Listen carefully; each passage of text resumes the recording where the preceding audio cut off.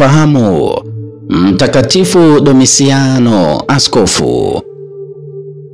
Kila ifikapo Mei 7 ya kila mwaka, Kanisa Katoliki ulimwenguni kote huadhimisha kumbukumbu ya Mtakatifu Domisiano, askofu. Domisiano alizaliwa nchini Ufaransa mnamo karne ya 5. Baadaye aliteuliwa kuwa askofu wa Meuse, akahubiri na kuwabatiza baadhi ya wapagani huko Ubelgiji na Uholanzi. Alijenga makanisa na nyumba za kutunzia wagonjwa na maskini katika jimbo lake. Akiwa askofu, kuna wakati kulikuwa na njaa kali katika jimbo, hivyo kwamba watu waliokuwa na akiba ya chakula waliacha kuwasaidia maskini, wakihofu kuishiwa mahitaji yao. Askofu Domisiano aliwaomba kwa huruma yao waendelee kuwasaidia maskini, akawahimiza wazidi kuwa na imani, akatabiri kuwepo kwa mavuno mengi katika msimu uliofuata. Msimu uliofuata watu walipata mavuno ya kutosha kama alivyotabiri.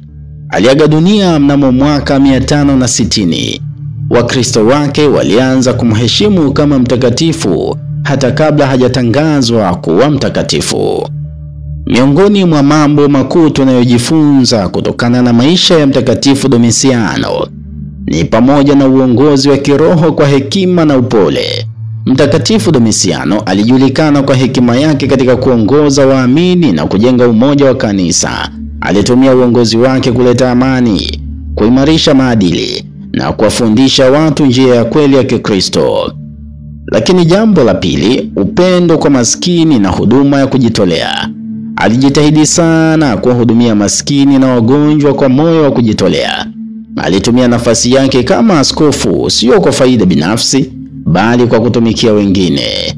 Hili linatufundisha kuwa wito wa Kikristo unahitaji moyo wa kutoa na kujali wanyonge bila kuchoka. Mtakatifu Domisiano, askofu, utuombee.